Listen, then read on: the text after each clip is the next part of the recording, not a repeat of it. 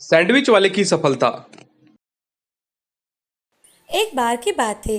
दूर एक गांव में रोहन नाम का एक अनाथ लड़का रहा करता था। रोहन का कोई घर ना होने के कारण वो दिन भर मजदूरी का काम करता और रात के समय पेड़ के नीचे सो जाता था। उसे देखकर गांव के लोग तरह तरह की बातें करते थे। कुछ लोगों को उसकी दया भी आती थी। पता नहीं इस बेचारे का क्या होगा। बेचारा पढ़ा लिखा भी नहीं है और क्या पता इसकी जिंदगी में कभी शादी होगी भी या नहीं। लोगों के ताने सुन अब रोहन ने ठान लिया था कि वो कुछ न कुछ अच्छा करके सबकी बोलती बंद कर देगा। अब धीरे धीरे उसने अपने पास कुछ पैसे जमा कर लिए और एक छोटा सा घर किराए पर ले लिया। अब रोहन वहाँ समोसे बनाकर ट्रेन के यात्रियों को बेचा करता था। एक दिन वो ट्रेन में समोसे बेच रहा था। समोसे ले लो, समोसे, गर्मा गर्म समोसे। रोहन एक यात्री के पास जाकर, सर समोसे ले लो, गर्मा गर्म है सर। तभी वो यात्री रोहन से, बेटे मेरे पास मेरा सैंडविच है। ऐसा कहकर उस आदमी ने टिफिन में से सैंडविच निकाला। उसे देखकर रोहन ने उस आदमी से पूछा, ये क्या है सर? तभी वो यात्री रोहन से, ये सैंडविच है बेटा, क्या तुम खाना चाहोगे? नहीं नहीं सर, ये आपका है। उस आदमी ने रोहन के हाथ में सैंडविच दिया। रोहन ने संकोच के साथ सैंडविच खाया।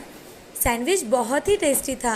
वो सैंडविच की टेस्ट देखकर रोहन उस आदमी से, सर ये तो बहुत ही स्वादिष्ट है, क्या आप मुझे बता सकते हो ये कैसे बनाते हैं?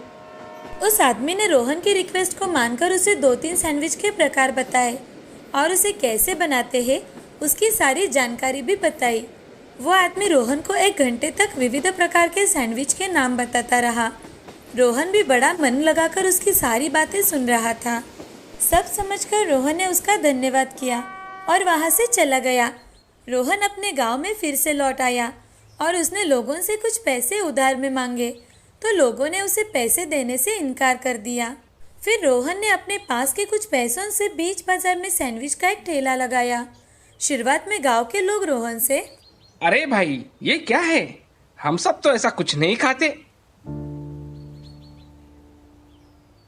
2 दिन बाद 2 बच्चे उसके ठेले पर आए और रोहन से, भैया भैया हमें सैंडविच चाहिए। रोहन ने बच्चों को ताज़ी सब्जियों से अच्छा सैंडविच बना कर दिया और बच्चों ने जब वो सैंडविच खाया तो उन्हें सैंडविच बहुत पसंद आया। तभी बच्चे रोहन से, भैया ये सैंडविच तो बहुत ही अच्छा है। तुम्हें पसंद आया? हाँ भैया, हमें सैंडविच बहुत पसंद आया। बच्चों ने घर जाकर अपने माँ पिताजी को बताया। उस दिन से रोहन की दुकान पर सैंडविच खाने के लिए भीड़ जमा होने लगी। अब रोहन ने अलग अलग प्रकार के सैंडविच बनाना शुरू कर दिया और वो सैंडविच भी लोगों को बहुत पसंद आते थे। लोग बड़े चाव से सैंडविच खाया करते थे। जिन औरतों से सुबह टिफिन नहीं बन पाता था, अब वो बच्चों को टिफिन में सैंडविच खरीद कर देने लगी थी। सैंडविच सब्जियों से बने होने के कारण सेहतमंद थे। बच्चों से लेकर बूढ़े लोगों तक रोहन का सैंडविच सबको बहुत पसंद था। कुछ ही दिनों में रोहन की अच्छी कमाई होने लगी। तभी रोहन ने गांव के जरूरतमंद युवकों को ट्रेनिंग देकर उन्हें सैंडविच बनाना सिखाया और उन्हें तनख्वाह देकर आसपास के गांव में ठेले लगवा दिए। इससे उसका सैंडविच बहुत फेमस हुआ। कुछ ही सालों में रोहन ने अपना अच्छा बड़ा घर बनवाया और शादी भी की। वो अब बहुत ही खुश था। उसे देखकर गांव वाले भी बहुत खुश हुआ करते थे। मगर रोहन को हमेशा एक चीज महसूस हुआ करती थी। एक दिन रोहन खुद से, मुझे जिस व्यक्ति ने रास्ता दिखाया उस व्यक्ति का मुझे नाम तक नहीं पता। मुझे तो वो कहाँ रहते हैं ये भी नहीं पता। ये बात उसे हमेशा मन ही मन खाए जा रही थी। एक दिन रोहन शहर गया हुआ था। घर लौटते समय उसे रास्ते पर कार का एक्सीडेंट हुआ दिखाई दिया। एक आदमी सड़क पर जख्मी अवस्था में पड़ा दिखाई दिया। उसके पास जाकर रोहन, आपको ज्यादा लगा तो नहीं है ना? उस आदमी का चेहरा देख रोहन ने उसे तुरंत ही पहचान लिया। वो वही आदमी था जिसे रोहन ढूंढ रहा था। उसे उठाकर रोहन तुरंत ही अस्पताल में लेकर गया। अस्पताल में जाकर उसका सारा इलाज रोहन ने किया और उसे होश आते ही रोहन उस आदमी से, सर अब आपको कैसा लग रहा है? धन्यवाद बेटे, आज तुमने मेरी जान बचाई। नहीं सर, धन्यवाद तो मुझे आपसे कहना था। आपने मेरी पूरी जिंदगी बदल दी सर। सर आपका नाम क्या है? बेटे, मेरा नाम नरेंद्र है। और मैंने कैसे तुम्हारी जिंदगी बदल दी बेटा? रोहन ने नरेंद्र जी को सारी आप बीती सुनाई। नरेंद्र जी भी रोहन की कामयाबी पर बहुत खुश हुए। रोहन बड़ा खुश था कि उसने नरेंद्र जी की मदद की थी।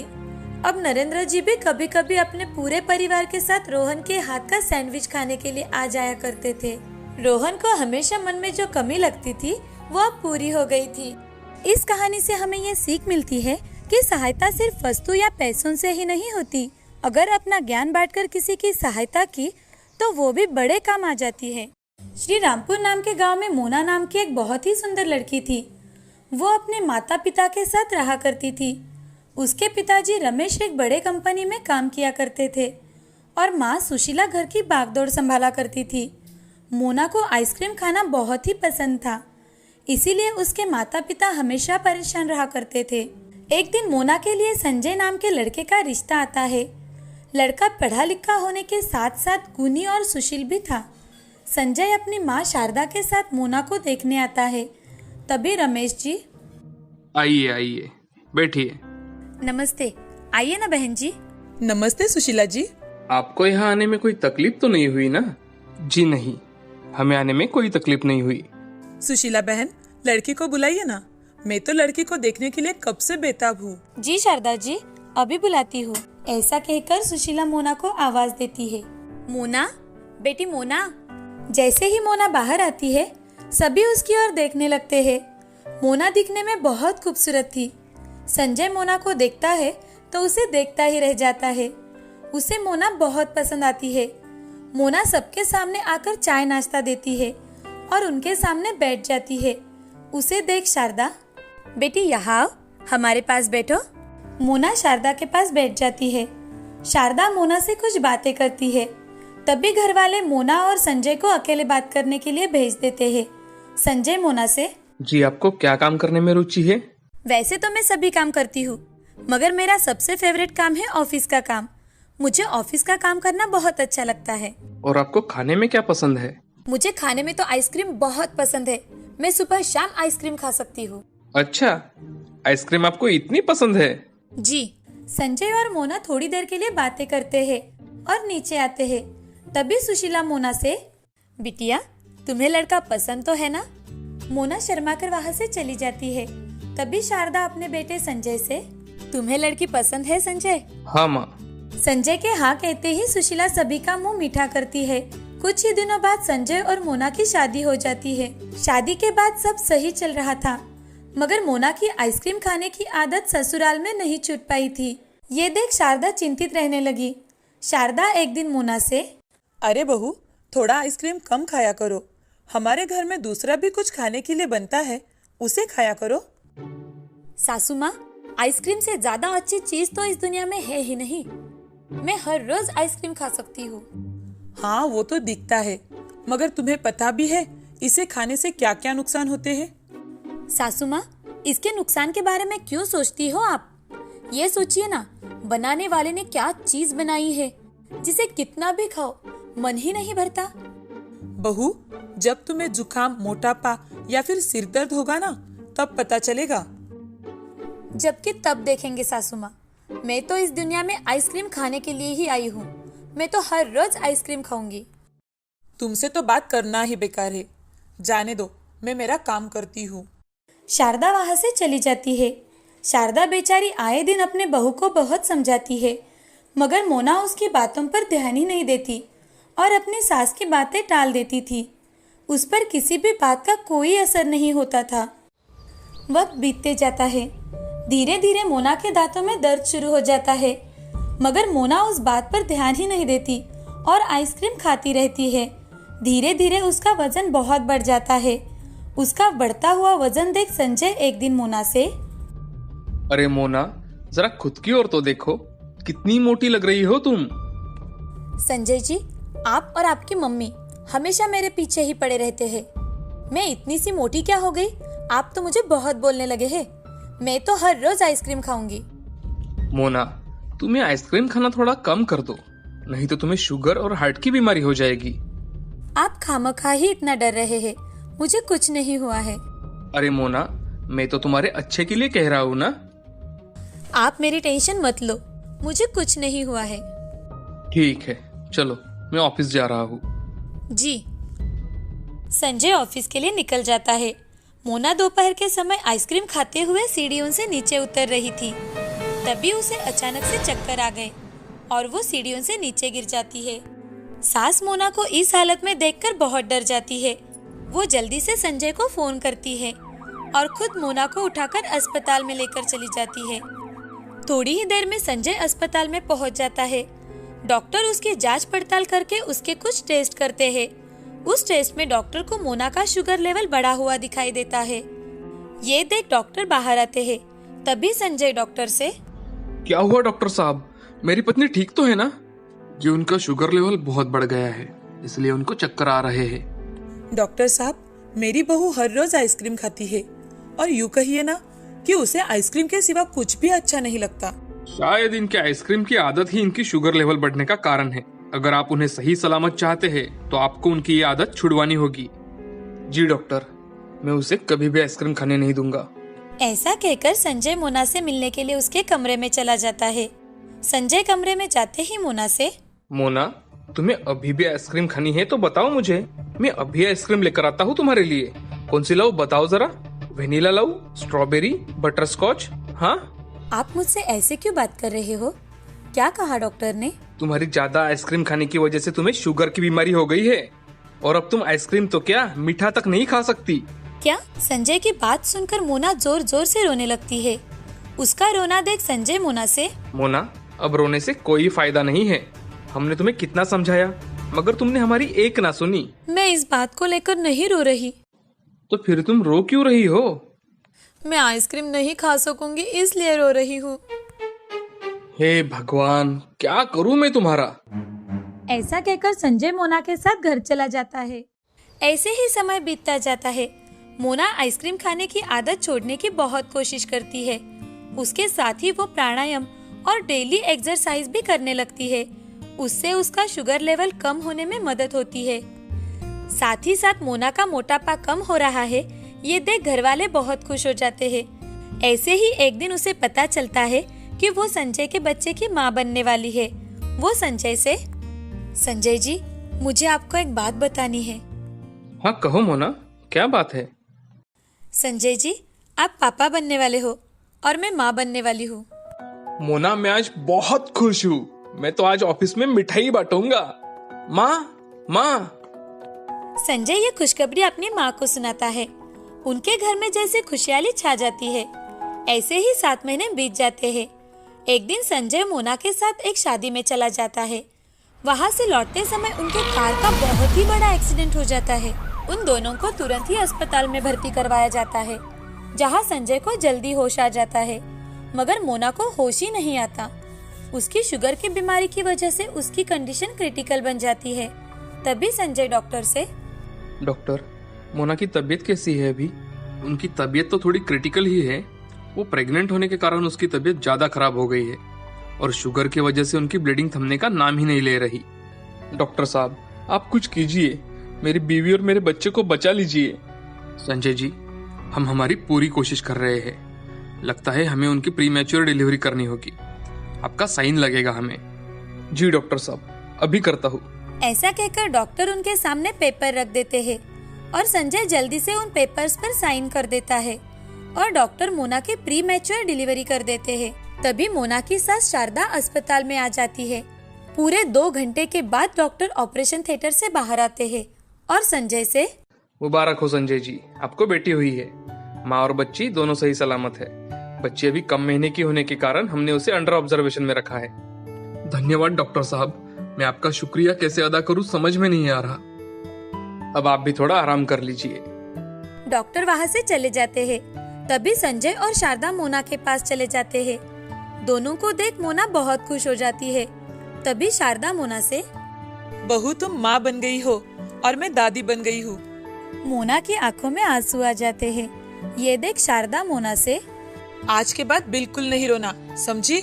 माँ जी, मेरी वजह से मेरी बच्ची आज इस मुसीबत का सामना कर रही है। मैं आज के बाद आप सबकी बातें मानूंगी। मुझे माफ कर दीजिए। माँ जी, मैंने आपको बहुत भला बुरा कहा।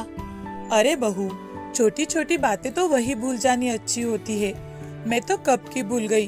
और तुम भी जल्दी से घर आ जाओ, समझी? हाँ माँ जी। कुछ दिनों बाद मोना अपने बच्ची को लेकर घर आ जाती है। सब घर के सदस्य मिलकर नन्ही परी का स्वागत करते हैं। उस दिन से मोना अपने परी के साथ खुशी खुशी रहने लगती है। साथ में ही मोना अपनी आइसक्रीम खाने की आदत को त्याग देती है और अपने पूरे परिवार का ख्याल रखती है। इस कहानी से हमें ये सीख मिलती है कि कुछ बातें बड़ों की मानकर अपने जीवन का भला हो सकता है। कौन सी भी चीज ज्यादा मात्रा में खाने से अपने शरीर को हानि हो सकती है, इसीलिए कोई भी चीज एक लिमिट तक ही खानी चाहिए। केशवपुर नाम के गांव में राघव नाम का एक दर्जी रहा करता था। उस गांव में वो अकेला ही दर्जी होने के कारण सभी लोग उसके पास ही कपड़े सिलाने के लिए आते थे। राघव का व्यापार अच्छी तरह से चल रहा था। उसे दारू पीने की लत होने के कारण कभी कभी वो कपड़े आड़े टेढ़े सिला देता था, लेकिन उसके अलावा कोई भी दर्जी ना होने के कारण लोग उसी से कपड़े सिलवाते थे। जब भी ग्राहक उसके पास कंप्लेंट लेकर आते तो राघव हमेशा उन्हें टाल देता। एक दिन शंकर नाम का आदमी एक टाइट सा कमीज पहनकर आया और राघव से, अरे राघव, ये कमीज कितना टाइट सिलाया है तुमने। अरे भाई, कमीज तो मैंने बराबर ही सिलवाया है। जब नाप लिया था तब तुम कितने पतले थे, अब देखो कितने मोटे हो गए हो।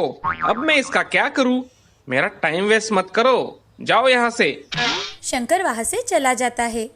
एक दिन और एक आदमी बहुत ही ढीला कमीज पहनकर राघव की दुकान पर आया और राघव से, राघव, तुमने मेरा कमीज देखो कितना ढीला सिलवाया है। अरे भाई, जब मैंने तुम्हारा नाप लिया था तो सही लिया था। अब तुम दुबले पतले हो गए हो तो इसमें मेरी क्या गलती। अब जाइए भाई साहब यहाँ से। राघव आने वाले हर ग्राहक को कुछ न कुछ कहा करता था। एक दिन गांव में एक औरत बैलगाड़ी पर अपनी सिलाई मशीन और कुछ सामान लेकर आई। उसके साथ एक छोटा बच्चा भी था। वो औरत गांव में आकर राघव के पास जाती है और राघव से, भैया, मेरा नाम राधा है। मेरे पति एक दर्जी थे। उनसे मैंने सिलाई का काम सीखा था। मेरे पति का कुछ दिनों पहले ही निधन हो गया है। बीमारी की वजह से हमें हमारी पूरी जायदाद बेचनी पड़ी। मैं काम की तलाश में यहाँ आई हूँ। मुझे सिलाई का काम आता है और मैं भी आप ही की तरह टेलरिंग का काम शुरू करना चाहती हूँ। मैं नहीं चाहती कि मेरी वजह से आपका कोई नुकसान हो। आप मुझे काम पर रख लीजिए। आप जितनी भी चाहे उतनी तनख्वाह मुझे दे सकते हैं। ना मत कहिए। अरे बहन जी, आप मुझे बता रही हो या धमका रही हो? आपको काम पर रखने की मुझे कोई जरूरत नहीं है। तुम्हें दुकान खोलना है तो खोल लो, मगर याद रखना, औरत के पास कोई कपड़े सिलवाने नहीं आता। कोई भी कैंची पकड़ लेता है और खुद को दर्जी समझने लगता है। राधा वहां से अपने बच्चे के साथ चली गई। उसी दिन से राधा ने एक पेड़ के नीचे ही अपना दर्जी का काम शुरू कर दिया। उसके पास शुरू में कोई गाँव वाला नहीं जाता था। ये देख राघव उस पर हंसता था। एक बार एक औरत उसे कपड़े सीने को दे गई। राधा ने उन कपड़ों को बहुत ही अच्छी तरीके से सिया। उस औरत ने कपड़े देख, तुमने ये कपड़े बहुत अच्छे सिए हैं। मैं अपने गली में सबको बताऊंगी तुम्हारे बारे में, ताकि सब तुम्हारे पास कपड़े सिलाने के लिए लाए। जी बहन, आपका बहुत बहुत शुक्रिया। उसके बाद कई औरतें राधा के पास कपड़े सिलाने के लिए आया करती थी। बाद में आदमी लोग भी उसके पास कपड़े सिलाने के लिए आया करते थे। एक दिन श्याम नाम का आदमी, राधा बहन, तुम एक स्त्री होकर भी कितने अच्छे आदमियों के कपड़े सिलाती हो। और एक वो राघव है, निठल्ला कहीं का। राघव वही खड़ा होने के कारण उसने वो सारी बातें सुन ली और उसे बहुत गुस्सा आया। थोड़े ही दिनों में राधा ने अपनी कड़ी मेहनत के दम पर एक दुकान भी खरीद ली और उसमें वो कपड़े सीने लगी। राधा का धंधा भी अच्छा चल पड़ा। राधा अपने ग्राहकों को अच्छी तरह से कपड़े सिलवा के दिया करती थी। उसके विपरीत राघव की दुकान चलना ही बंद हो गया था। उसके ग्राहक तो जैसे आना ही बंद हो गया था। इसी वजह से वो राधा पर बहुत ही जलने लगा था। एक दिन बड़े घर का नौकर आकर राधा से, बहन जी, कपड़े सिलाने वाली राधा आप ही हो? हाँ भैया, मैं ही हूँ। क्या काम था? बहन जी, मालिक ने आपको उनके घर के सबके कपड़े सिलवाने का काम दिया है। आपको घर आकर सबका नाप लेकर जाना पड़ेगा। जी, मैं जरूर आऊंगी। मुझे घर का पता दे दीजिए। बहन जी, आपको मेहता हाउस में आना है। ठीक है भैया, मैं कल आ जाऊंगी। राधा के हाँ कहते ही नौकर वहां से चला गया और राधा अपने दुकान में काम में व्यस्त हो गई। ये सब बातें दूर खड़ा राघव सुन रहा था। वो मन ही मन, इस राधा को मैंने काम पर न रखकर बहुत बड़ी गलती कर दी है। अब मेरे पास कोई कपड़े सिलाने नहीं आता और इसके पास देखो एक के बाद एक ऑर्डर आ रहे हैं। इसके दुकान का मुझे कुछ ना कुछ करना ही होगा। राघव वहां से चला जाता है। तभी राघव की पत्नी शीला वहां आकर, राधा बहन, मैं राघव की पत्नी हूँ। जब से तुम इस गांव में आई हो मेरे पति का तो धंधा जैसे बंद ही हो गया है। एक दिन भी हमारी अच्छे से कमाई नहीं हुई। मैंने उन्हें कहा था कि मैं उनके यहाँ काम करती हूँ, मगर उन्होंने साफ साफ मना कर दिया। उनसे गलती हो गई राधा बहन, तुम मेरी एक बात मानोगी? हाँ बताओ ना। मेरे पास ये 50,000 रुपये बचे हैं, इसे लेकर तुम यहाँ से चली जाओ, मैं तुम्हारे हाथ जोड़ती हूँ। ऐसा कहकर शीला हाथ जोड़कर रोने लगी। शीला बहन, तुम हाथ मत जोड़ो। मैं ये पैसे लेना तो नहीं चाहती थी, मगर मेरी भी मजबूरी है। मैंने बहुत कठिनाइयों के बाद ये दुकान शुरू की है। अगर मुझे दूसरे गांव जाना है तो मुझे ये पैसे लेने ही होंगे, जिससे मैं दूसरे गांव जाकर अपनी खुद की दुकान शुरू कर पाऊँ। तुम चिंता मत करो, मैं आज ही ये गांव छोड़ के जाऊंगी। राधा ने शीला के हाथों में दुकान की चाबियां दे दी और राधा अपने बेटे के साथ दूसरे गांव चली जाती है।